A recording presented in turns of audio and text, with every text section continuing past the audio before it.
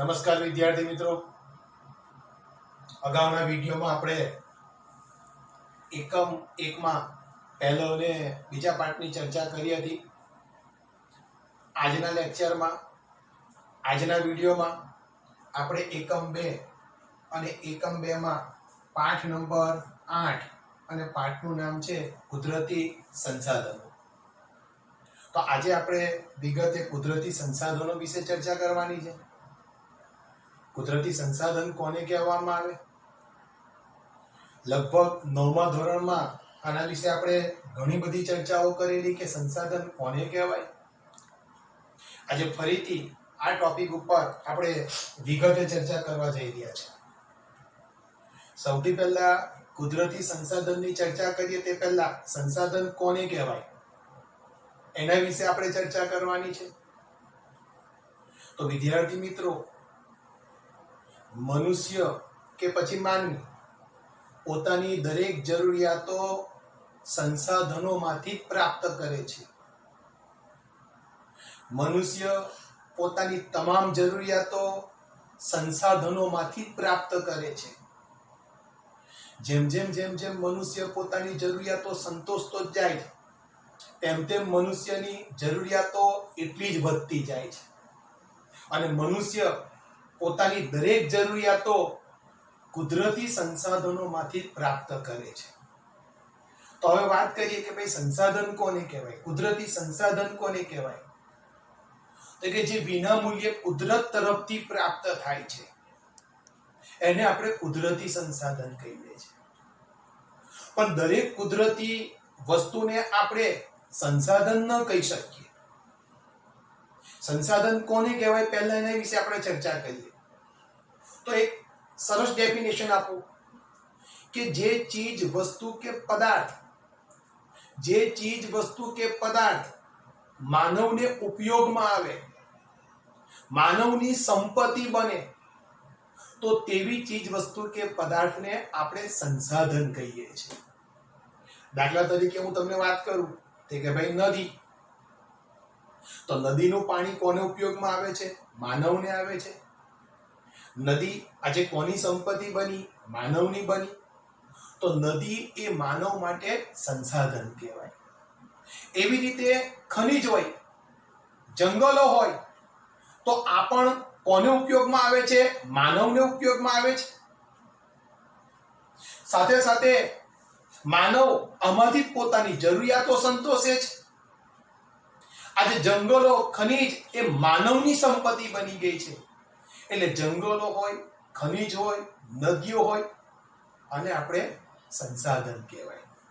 એટલે સંસાધન એને જ કહેવાય જે માનવને ઉપયોગમાં આવે, માનવની સંપત્તિ બને. માનવ પોતાની અંદર રહેલી આવડત, કૌશલ્ય અને બૌદ્ધિક ક્ષમતાના આધારે આવા કુદરતી સંસાધનોનો ઉપયોગ કરે, પોતાને ઉપયોગી બનાવે, તો તેવી ચીજ વસ્તુ કે પદાર્થને આપણે કુદરતી સંસાધન કહીએ છીએ. સંસાધનની વાત કરીએ તો હવે સંસાધનની ડેફિનેશન દરેકને ખ્યાલ આવી ગઈ. સંસાધન કોને કહેવાય? જે ચીજ વસ્તુ કે પદાર્થ માનવને ઉપયોગમાં આવે, માનવની સંપત્તિ બને, એને આપણે સંસાધન કહીએ છીએ. આ સંસાધનોમાંથી મનુષ્ય પોતાની જરૂરિયાતો સંતોષે છે. સંસાધનના પણ બે પ્રકાર છે, કુદરતી સંસાધન અને માનવ સંસાધન. તો સંસાધનની ડેફિનેશન સમજ્યા તો કુદરતી એટલે કે જે કુદરત તરફથી આપણને વિના મૂલ્યે પ્રાપ્ત થયું છે, જે સંસાધનનું નિર્માણ કુદરતે કરેલું છે એને કુદરતી સંસાધન કહેવાય. માનવ પણ પોતે સંસાધન છે. આપણે 8મા ધોરણમાં શીખીને આવ્યા કે માનવ પણ પોતે એક સંસાધન છે. માનવ પણ પોતે એકબીજાને ઉપયોગમાં આવે છે. એટલે માનવને પણ સંસાધન કહેવામાં આવે છે. તો આજે આપણે કુદરતી સંસાધન વિશે ચર્ચા કરીએ. સંસાધન દ્વારા માનવીની જરૂરિયાતો થોડા ઘણા અંશે કે પૂરેપૂરી સંતોષી શકાય. કુદરતમાં હજારો તત્વો પડેલા છે, પણ તેને આપણે સંસાધન ન કહી શકીએ. આ તત્વો ત્યારે સંસાધન કહેવાય કે જ્યારે માનવી તેના વિશિષ્ટ જ્ઞાન કૌશલ્ય દ્વારા ઉપયોગમાં લેવાય. અન્ય રીતે કહીએ તો જે વસ્તુ ઉપર માનવી આશ્રિત કે નિર્ભર હોય, જેનાથી મનુષ્યની જરૂરિયાતો પૂરી થાય, અને માનવી પાસે તેનો ઉપભોગ કરવાની શારીરિક કે બૌદ્ધિક ક્ષમતા હોય. આ મુજબ કોઈ પણ વસ્તુ માનવ જરૂરિયાતો પૂરી કરવા ઉપયોગમાં લેવાય તે સંસાધન બની જાય છે. પ્રાચીન સમયમાં જમીનમાં દટાયેલા ખનિજોની માનવીને જાણકારી ન હતી, ત્યારે તે સંસાધન ન હતા. પરંતુ આજે તેની ઉપયોગિતા અને ખનન પ્રવિધિઓના કારણે કે પ્રવિધિઓના વિકસવાથી માનવ જીવન માટે તે આજે અત્યંત જરૂરી બન્યા છે. કુદરતી સંસાધનમાં ઉપયોગિતા અને કાર્ય કરવાની યોગ્યતા બંને ગુણધર્મો હોવા જરૂરી છે. કુદરત, માનવ અને સંસ્કૃતિ ત્રણેયની પરસ્પર પ્રક્રિયા દ્વારા જ સંસાધન બને છે. હવે ધ્યાનથી સાંભળજો. અગાઉ મેં તમને કીધું તે પ્રમાણે કે સંસાધનમાંથી જ મનુષ્ય પોતાની તમામ પ્રકારની જરૂરિયાતો સંતોષે છે. બીજી વસ્તુ શું કહે છે કે આમ તો કુદરતમાં હજારો તત્વો પડેલા છે, પણ બધા જ તત્વોને તમે સંસાધન ન કહી શક્યો. કેમ બધા તત્વોને તમે કુદરતી સંસાધન નથી કહી શકતા? કારણ કે સંસાધન આપણે એને જ કહીએ છીએ કે જે સંસાધન માનવને ઉપયોગમાં આવે, જે તત્વોમાંથી માનવ તે પોતાનો ઉપયોગ કરે, માનવ પોતાની જરૂરિયાતો પૂરી કરે, તેને જ આપણે સંસાધન કહીએ છીએ. તો કુદરતમાં તો હજારો તત્વો પડેલા છે. બધા તત્વો કે બધી જ વસ્તુ માનવનો ઉપયોગમાં આવતી નથી, એટલે બધા તત્વોને આપણે કુદરતી સંસાધન કહી શકવાના નથી. બીજી વસ્તુ શું કે ભાઈ આ તત્વો ત્યારે સંસાધન કહેવાય કે જ્યારે માનવી પોતાના વિશિષ્ટ જ્ઞાન અને કૌશલ્ય દ્વારા તેને ઉપયોગમાં લે. તમને બધાને જ ખબર છે કે પૃથ્વીના પેટાળની અંદર ખનિજો છે, પણ એ ખનિજો બહાર કાઢનાર કોણ? મનુષ્ય. તો મનુષ્યએ તેને બહાર કાઢવા માટે પોતાની બૌદ્ધિક, પોતાની આવડતનો ઉપયોગ કર્યો, પોતાના જ્ઞાનનો ઉપયોગ કર્યો, અને એ ખનિજોને બહાર કાઢી એને શુદ્ધિકરણ કરી એનો ઉપયોગ કેવી રીતે કરવો એની પછાડી મનુષ્યએ પોતાનું જ્ઞાન દોડાવ્યું છે, પોતાની ટેકનોલોજી દોડાવી છે. ત્યારે તે ખનિજો મનુષ્ય માટે સંસાધન બનેલા છે. તો કોઈ પણ કુદરતી સંસાધનનો ઉપયોગ કરવાની ક્ષમતા માનવીની અંદર હોવી જોઈએ. માનવી તે પોતાને ઉપયોગ લાયક બનાવતો હોવો જોઈએ, ત્યારે તે વસ્તુઓ આપણા માટે સંસાધન બને છે. બીજી વસ્તુની ડેફિનેશન શું કહે છે કે ભાઈ જે વસ્તુ ઉપર માનવી આશ્રિત કે નિર્ભર હોય. આજે દરેક વ્યક્તિ, આ તમે જુઓ, આપણી બધી જ જરૂરિયાતો શામાંથી સંતોષાય છે? તો ભાઈ કુદરતી સંસાધનોમાંથી. ખેતીની વાત કરું તો ખેતી આજે કોની પર અવલંબે છે? વરસાદ કે બારે માસ પડતો નથી, એટલે નદીઓના પાણી પર આપણી ખેતી આધારિત છે. એ જ નદીઓના પાણીમાંથી આપણે વિદ્યુતનું ઉત્પાદન કરીએ છીએ, મત્સ્ય ઉદ્યોગ વિકસાવીએ છીએ, પરિવહન માટેના માર્ગો વિકસાવેલા છે. તો જે વસ્તુ ઉપર માનવી આશ્રિત હોય કાં તો નિર્ભર હોય, એ જ વસ્તુથી મનુષ્ય પોતાની જરૂરિયાતો પૂરી થાય, એને સંસાધન કહેવાય. બીજી વાત, માનવી પાસે તેનો ઉપભોગ કરવાની શારીરિક કે બૌદ્ધિક ક્ષમતા. કુદરતી સંસાધન તો દુનિયાભરનો છે, પણ મનુષ્યની અંદર આ કુદરતી સંસાધનનો ઉપભોગ કરવા માટે એની અંદર શારીરિક ક્ષમતા પણ હોવી જોઈએ અને મનુષ્યની અંદર બૌદ્ધિક ક્ષમતા પણ હોવી જોઈએ. તો જ તમે તે વસ્તુનો ઉપયોગ કરી શકશો અને તો જ તે વસ્તુ તમારા માટે સંસાધન બની શકશે. જો મનુષ્યની અંદર કોઈ પણ પ્રકારની શારીરિક ક્ષમતા નહીં હોય કે એની અંદર કોઈ પણ પ્રકારની બૌદ્ધિક ક્ષમતા નહીં હોય, તો મનુષ્ય માટે તે વસ્તુ કદી પણ ક્યારે પણ સંસાધન બનવાનું નથી. આથી હજારો વર્ષો પહેલાની વાત કરું કે લાખો વર્ષો પહેલાની વાત કરું, એક કોલસાનો ટુકડો આદિમાનવને મળ્યો તો એને પથ્થર સમજીને તેને ફેંકી દીધો. એ જ ટુકડો કોલસાનો આજના વર્તમાન સમયના મનુષ્યને પ્રાપ્ત થયો તો એણે એ વસ્તુને પોતાની પાસે લઈ લીધી. એનું કારણ શું? કે આથી હજારો વર્ષો પહેલાના માનવીને એ ખબર નથી કે આ કોલસાનો ટુકડો ઉર્જાનો સ્ત્રોત છે, પણ આજના વર્તમાન સમયના વ્યક્તિને ખબર છે કે ભાઈ આ કોલસાનો ટુકડો એક ઉર્જાનો સ્ત્રોત છે અને એમાંથી મારી જરૂરિયાત સંતોષાશે. તો વસ્તુ એ છે કે તમારી અંદર શારીરિક અને બૌદ્ધિક ક્ષમતા હોવી જોઈએ. માનવીની અંદર શારીરિક અને બૌદ્ધિક ક્ષમતા હશે તો જ તે વસ્તુને ઉપયોગમાં લાવશે, તે વસ્તુનો ઉપયોગ કરશે અને ત્યારે જ તે વસ્તુ સંસાધન બનશે. સાથે સાથે તમે જોવા જાઓ કે ભાઈ પ્રાચીન સમયની વાત કરવામાં આવે તો જમીનમાં દટાયેલા ખનિજો માનવીને જાણકારી ન હતી, ત્યારે તે ખનિજો મનુષ્ય માટે સંસાધન નહોતા. તમને બધાને જ ખબર કે હજારો વર્ષો પહેલા આ જ ખનિજો જમીન નીચે દટાયેલા છે, પણ તે જ ખનિજો મનુષ્ય માટે શું સંસાધનો નહોતા કહેવાય. કેમ? કે આપણે તેનો ઉપયોગ નહોતા જાણતા, આપણે તેનો ઉપયોગ કરી શકતા નહોતા. પણ આજના વર્તમાન સમયની વાત કરવામાં આવે તો આજનો એ મનુષ્ય પૃથ્વીના પેટાળમાંથી જે કંઈ પણ ખનિજો પ્રાપ્ત કરે છે એનો ભરપૂર ઉપયોગ કરે છે, એમાંથી તે પોતાની જરૂરિયાતો સંતોષે છે.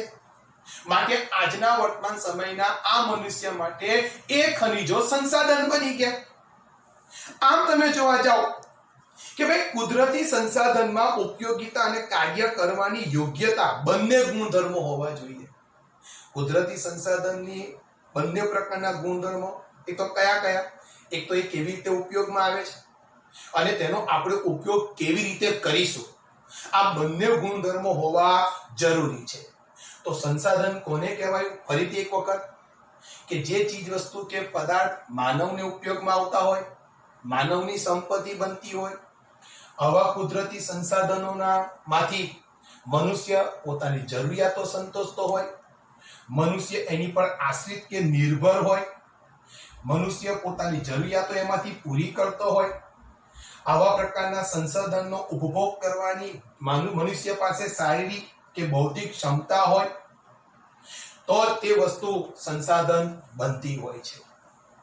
ત્યાર પછીનો જે ટોપિક છે, ટોપિકનું નામ આપવામાં આવ્યું છે સંસાધનોના ઉપયોગ. કે ભાઈ આપણે આ સંસાધનોના ઉપયોગ કઈ રીતે કરીએ છીએ. તો કે સંસાધનોનો આપણને વિવિધ રીતે ઉપયોગી છે. માનવ જીવનના દરેક તબક્કે તેની કોઈને કોઈ ભૂમિકા આપણને ધ્યાનમાં આવે છે. ખેતી પ્રવૃત્તિથી ઉદ્યોગ પ્રવૃત્તિ સુધીની તમામ પ્રવૃત્તિ છેવટે પ્રત્યક્ષ કે પરોક્ષ રીતે કુદરતી સંસાધનો પર અવલંબે છે. તેનો ઉપયોગ વિશે આજે આપણે વિગતે જાણીએ. વિદ્યાર્થી મિત્રો, સંસાધનો મનુષ્યને દરેક કાળે દરેક સમયે કોઈક ને કોઈક રીતે ઉપયોગી છે. મનુષ્યની તમામ પ્રકારની જેટલી પણ આર્થિક પ્રવૃત્તિ છે એ તમામ પ્રકારની આર્થિક પ્રવૃત્તિ સંસાધનો પર આધારિત છે.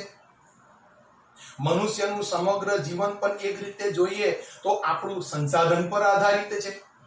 એટલે આ સંસાધનો આપણને અનેક રીતે ઉપયોગી છે. તો સૌથી પહેલા આપણે વાત કરીએ કે સંસાધનો, એક તો પહેલું તો કે સંસાધનો એક તો આપણને ખોરાક તરીકે ઉપયોગી છે, કાચા માલના સ્ત્રોત તરીકે ઉપયોગી છે અને શક્તિના સંસાધનો તરીકે પણ આ સંસાધનો આપણને ખૂબ ઉપયોગી છે. તો સૌથી પહેલા આપણે વાત કરીએ ખોરાક તરીકે સંસાધનો આપણને કેવી રીતે ઉપયોગમાં આવે તો કે માનવીની ખોરાકની જરૂરિયાતો વિવિધ સંસાધનોમાંથી પૂરી થાય.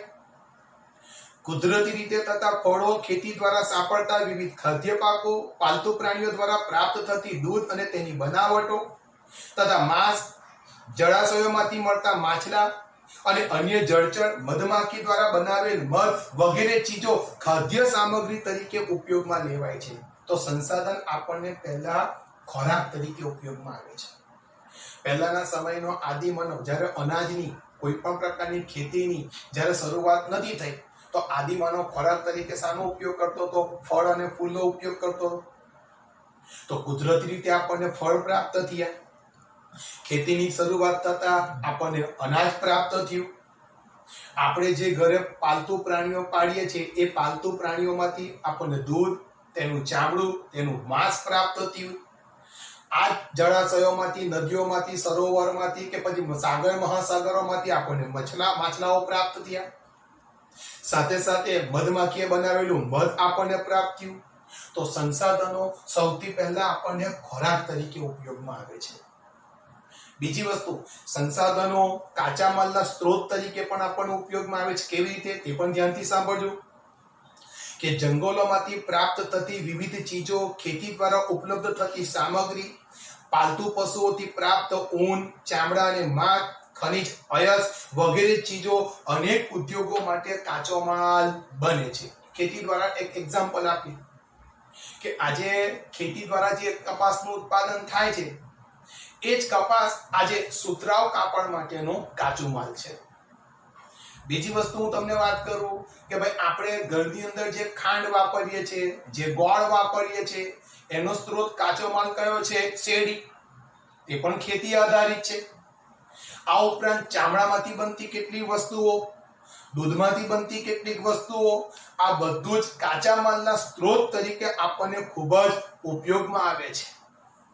તો બીજી રીતે વાત કરીએ તો સંસાધનો કાચા માલના સ્ત્રોત તરીકે પણ આપણને ઉપયોગમાં આવે છે. આજે એવા ઘણા બધા ઉદ્યોગો છે કે જેનો આધાર, કાચા માલના સ્ત્રોતનો આધાર આપણા સંસાધનો છે. જો આવા સંસાધનો ન પ્રાપ્ત થાય તો ઘણા બધા ઉદ્યોગો બંધ થઈ જાય, ઘણી બધી વપરાશી ચીજ વસ્તુ મળતી બંધ થઈ જાય. અને ત્રીજું આપવામાં આવ્યું છે શક્તિના સંસાધનો. શક્તિના સંસાધનો એટલે શું?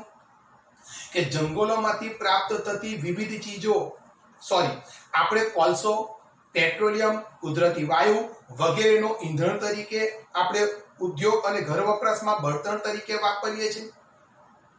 વળી સૂર્યપ્રકાશ, પવન, સમુદ્ર મોજા, ભરતીઓટ અને જળધોધ વગેરે થકી પણ ઉર્જા પ્રાપ્ત કરી શકાય છે. તો ત્રીજું સંસાધનો શક્તિના સંસાધનો તરીકે ઉપયોગમાં આવે છે. વન ફોર એક્ઝામ્પલ કે ભાઈ કોલસો એ ઉર્જાનો સ્ત્રોત છે. સૌથી પહેલા જે ગાડીઓ રેલવેની ચાલતી હતી એ હાનાથી ચાલતી હતી? કોલસાથી. તો કોલસો એક શક્તિનું સંસાધન બની ગયો, કોલસો એક શક્તિનો સ્ત્રોત બની ગયો. જો કોલસા નાખવામાં ન આવે તો એન્જિન ચાલુ ન થાય અને ગાડી ન ચાલુ થાય. ધીમે ધીમે એ જ કોલસામાંથી ઉપયોગ કરી અને વરાળ એન્જિનનો ઉપયોગ કરવામાં આવ્યો.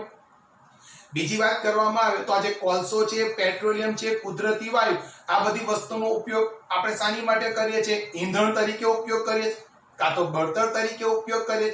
તો આ શક્તિના શું છે? સંસાધન છે. તો આ સંસાધનો શક્તિના સંસાધન તરીકે પણ આપણને ખૂબ જ ઉપયોગમાં આવે. આ ઉપરાંત સૂર્યપ્રકાશ છે, પવન છે, સમુદ્રની મોજામાંથી વિદ્યુત ઉત્પાદન કરવામાં આવે છે. આ ઉપરાંત નદીઓ ઉપરથી પડતા ધોધમાંથી પણ વિદ્યુતનું ઉત્પાદન કરવામાં આવે છે, જે શક્તિના સંસાધન તરીકે મનુષ્યને ખૂબ જ ઉપયોગમાં આવે છે. તો આપણે સંસાધન વિશે ચર્ચા કરી. સંસાધન આપણને કઈ કઈ રીતે ઉપયોગી છે? તો સંસાધન આપણને ખોરાક તરીકે ઉપયોગમાં આવે છે. સંસાધન આપણને કાચા માલના સ્ત્રોત તરીકે ઉપયોગમાં આવે છે. આ સંસાધનો શક્તિના સંસાધનો તરીકે પણ આપણને ઉપયોગમાં આવે છે. હવેનો જે ટોપિક છે એ ટોપિકની આપણે વાત કરીએ તો ભાઈ સંસાધનોના પ્રકારો, કે ભાઈ સંસાધનોના પ્રકાર કયા કયા છે?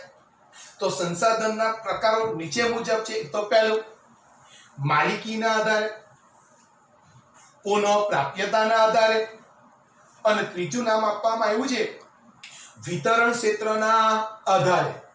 તો સંસાધનના 3 પ્રકાર પાડવામાં આવ્યા, એને 3 ભાગમાં વર્ગીકૃત કરવામાં આવ્યા. એક તો પહેલું માલિકીની દ્રષ્ટિએ, પુનઃ પ્રાપ્યતાના આધારે અને વિતરણ ક્ષેત્રના આધારે. તો સૌથી પહેલા આપણે માલિકીની દ્રષ્ટિએ જોઈએ. માલિકીની દ્રષ્ટિએ પહેલું કયું સંસાધન છે? વ્યક્તિગત સંસાધન. વ્યક્તિગત સંસાધનની માલિકી કોઈ એક વ્યક્તિની હોય, કોઈ એક માલિકીની હોય. દાખલા તરીકે જમીન, જમીનની માલિકી કોની હોય? કોઈ એક વ્યક્તિની હોય કાં તો કોઈ એક પરિવારની હોય. એટલે આને વ્યક્તિગત સંસાધન કહેવામાં આવે. કોને? જમીન, મકાનને. બીજું રાષ્ટ્રીય સંસાધન, તો કે ભાઈ કોઈ પણ દેશ કે પ્રદેશની જે સાર્વજનિક સંપત્તિ હોય. સાર્વજનિક સંપત્તિ એટલે ખબર છે ને, જે સંપત્તિનો દેશનો દરેક નાગરિક શું કરી શકે? ઉપયોગ કરી શકે. વન ફોર એક્ઝામ્પલ લશ્કર, કે પછી આંતરરાષ્ટ્રીય વેપાર. આંતરરાષ્ટ્રીય વેપાર જેને કરવો હોય તે કરી શકે. આજે લશ્કર આજે સમગ્ર ભારતના લોકોનું રક્ષણ કરે છે. તો આ એક રાષ્ટ્રીય સંસાધન છે. ત્રીજું શું આપવામાં આવ્યું? વૈશ્વિક સંસાધન. કોને કહેવામાં આવ્યું? સમગ્ર દુનિયાની ભૌતિક અને અભૌતિક એવી તમામ સંપત્તિ જેનો ઉપયોગ માનવ કલ્યાણમાં થતો હોય. તમે જોવા જાઓ કે સમગ્ર દુનિયાની જેટલી પણ ભૌતિક અને અભૌતિક જેટલી પણ વસ્તુઓ છે એનો ઉપયોગ સમગ્ર વિશ્વમાં માનવ કલ્યાણ માટે થતો હોય તો એને વૈશ્વિક સંસાધન કહેવામાં આવે છે. જેમાં વિશ્વના બધા રાષ્ટ્રોની સહિયારી માલિકીના સંસાધન એ વૈશ્વિક સંસાધન કહેવામાં આવે છે. સાથે સાથે વાત કરીએ તો કે ભાઈ વિતરણ ક્ષેત્રે સંસાધનના પ્રકારની વાત કરીએ કે ભાઈ વિતરણ ક્ષેત્રે સંસાધનના પ્રકાર કયા કયા? તો પહેલું સર્વ સુલભ સંસાધન. સર્વ એટલે બધી જગ્યા પર પ્રાપ્ત થાય, સુલભ એટલે સરળ રીતે પ્રાપ્ત થાય, એટલે બધી જગ્યા પર સરળ રીતે પ્રાપ્ત થાય એને સર્વ સુલભ સંસાધન કહેવાય. દાખલા તરીકે વાતાવરણમાં રહેલી ઉપયોગી વાયુઓ કયા કયા? તો કે ઓક્સિજન અને નાઇટ્રોજન. કયા કયા? ઓક્સિજન અને શું આપવામાં આવ્યું છે? નાઇટ્રોજન. આ સર્વ સુલભ સંસાધન કહેવામાં આવે છે. જો ધ્યાનથી સાંભળજો, આપણે જેના વિશે ચર્ચા કરવા જઈ રહ્યા છે એ વિતરણ ક્ષેત્રે સંસાધનના પ્રકારની ચર્ચા આપણે કરીએ છીએ. તો વિતરણ ક્ષેત્રે પહેલું આપવામાં આવ્યું કયું? તો કે ભાઈ સર્વ સુલભ સંસાધન. કોને કહેવાય? તો કે સર્વ એટલે બધી જગ્યા પર, સુલભ એટલે સરળ રીતે, બધી જ જગ્યા પર જે સંસાધનો મળી આવે સરળ રીતે એને સર્વ સુલભ સંસાધન કહેવાય. દાખલા તરીકે શું આપવામાં આવ્યું કે ભાઈ ઓક્સિજન. કયો વાયુ? ઓક્સિજન. ઓક્સિજન બધે જ મળે છે એટલે ઓક્સિજન વાયુ કયું સંસાધન કહેવાય? સર્વ સુલભ. બીજો જે પ્રકાર આપવામાં આવ્યો છે સામાન્ય સુલભ. સામાન્ય રીતે મળે. શું? સામાન્ય રીતે પ્રાપ્ત થાય. દાખલા તરીકે શું? કે ભાઈ ભૂમિ, તદુપરાંત જમીન, તદુપરાંત જળ, ગૌચર. ગૌચર એટલે જે પશુઓ જે વિસ્તારમાં ચરે છે તે વિસ્તારને ગૌચર કહેવાય. ગાય છે જેવા પશુઓ જે વિસ્તારમાં ચરતા હોય એવા વિસ્તારને ગૌચર કહેવાય. તો અને સામાન્ય સુલભ જે સરળતાથી બધી જગ્યા પર પ્રાપ્ત થાય. દાખલા તરીકે ભૂમિ, જમીન, જળ આ સામાન્ય સુલભ સંસાધન છે. એવી રીતે ત્રીજું આપવામાં આવ્યું છે કયું? વિરલ સંસાધન. વિરલ સંસાધન કોને કહેવામાં આવ્યું? તો ધ્યાનથી સાંભળજો કે જેના પ્રાપ્તિ સ્થાનો મર્યાદિત હોય તેવા ખનિજો. દરેક ખનિજો દરેક જગ્યા પરથી પ્રાપ્ત થતા નથી. મર્યાદિત જગ્યા પરથી જ અમુક પ્રકારના ખનિજો પ્રાપ્ત થાય એટલે તેવા ખનિજોને વિરલ સંસાધન કહેવાય. દાખલા તરીકે શું આપવામાં આવ્યું? તો કે ભાઈ કોલસો. બીજું આપવામાં આવ્યું કયું? તો કે પેટ્રોલિયમ, તાંબુ, સોનું. આ બધા કેવા પ્રકારના સંસાધન કહેવામાં આવે છે? વિરલ. દાખલા તરીકે ભારતમાં તાંબા અને સોનાની વાત કરીએ તો સમગ્ર ભારતના તમામ રાજ્યમાંથી તાંબુ નથી મળતું, તમામ રાજ્યમાંથી સોનું નથી મળતું, ભારતના તમામ રાજ્યમાંથી કોલસો કે તમામ રાજ્યમાંથી પેટ્રોલિયમ નથી મળતું. ભારતના મર્યાદિત રાજ્યોમાંથી, મર્યાદિત ક્ષેત્રોમાંથી આવા પ્રકારના ખનિજો પ્રાપ્ત થાય છે એટલે આવા ખનિજોને વિરલ સંસાધન કહેવામાં આવે છે. અને ત્યાર પછી ચોથો જે પ્રકાર આપવામાં આવ્યો છે એ પ્રકારનું નામ છે એકલ સંસાધન. શું નામ આપવામાં આવ્યું? એકલ સંસાધન. એકલ સંસાધન કોને કહેવાય? તો કે દુનિયામાં ભાગ્યે જ એક કે બે સ્થળે મળી આવતા જે ખનિજો છે એને એકલ સંસાધન કહેવાય. એવા ખનિજો કે સમગ્ર વિશ્વમાં માત્ર એક કાં તો બે જગ્યા પરથી જ, એકાદ બે જગ્યા પરથી જ આવા ખનિજો જો મળી આવે તો તેવા ખનિજોને એકલ સંસાધન કહેવામાં આવે છે. દાખલા તરીકે શું? કે ભાઈ ક્રાયોલાઇટ. કે ભાઈ આપવામાં આવ્યું છે ક્રાયોલાઇટ નામની ખનિજ છે જે માત્ર ને માત્ર સમગ્ર વિશ્વમાં તમે જોવા જાઓ તો ખાલી ગ્રીનલેન્ડમાંથી મળી આવે છે. કઈથી મળી આવે છે? ગ્રીનલેન્ડમાંથી. તો હવે વિચાર કરો એકલ સંસાધન કયું છે? ક્રાયોલાઇટ. કેમ ક્રાયોલાઇટ ને કેમ એકલ સંસાધન કહેવામાં આવ્યું? તો કે તે સમગ્ર વિશ્વમાંથી માત્ર ને માત્ર ફક્ત ગ્રીનલેન્ડમાંથી પ્રાપ્ત થાય છે એટલે આ ક્રાયોલાઇટ ખનિજને એકલ સંસાધન કહેવામાં આવે છે.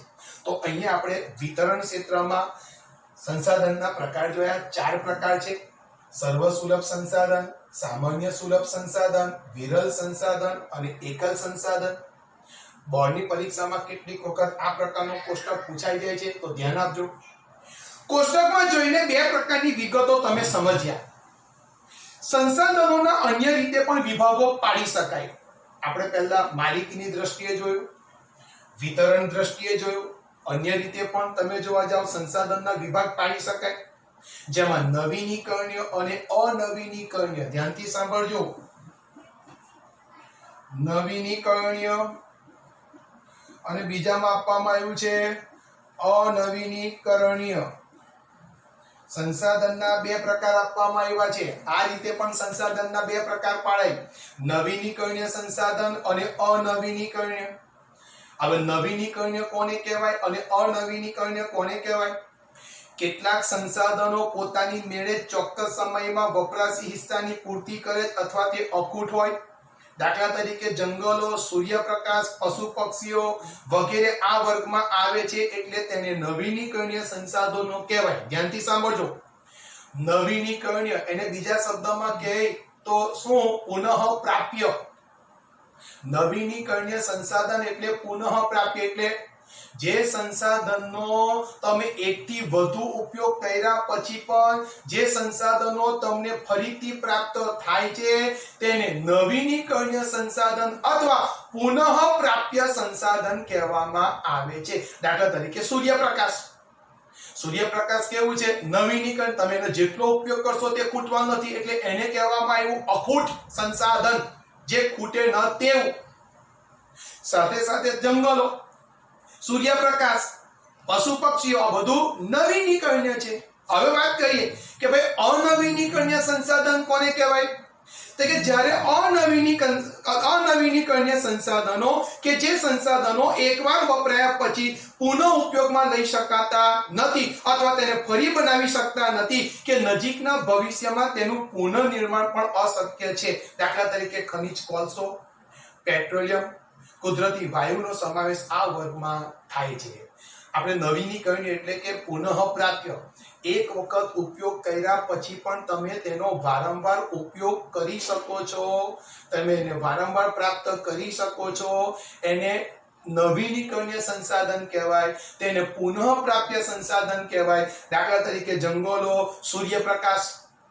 અનવીનીકરણીય સંસાધન કોને કહેવાય? કે જેનો એક વખત ઉપયોગ કર્યા પછી તે ફરીથી ઉપયોગમાં આવવાનું નથી, ફરીથી તે ચોક્કસ સમયમાં તેનું નિર્માણ થવાનું નથી. તો આવા પ્રકારના સંસાધનને અનવીનીકરણીય સંસાધન કહેવામાં આવે છે. એને પુનઃ અપ્રાપ્ય સંસાધન કહેવામાં આવે છે. દાખલા તરીકે શું? તો કે કોલસો, પેટ્રોલ. ગાડીમાં જ્યાર સુધી પેટ્રોલ હોય ત્યાર સુધી ગાડી ચાલે.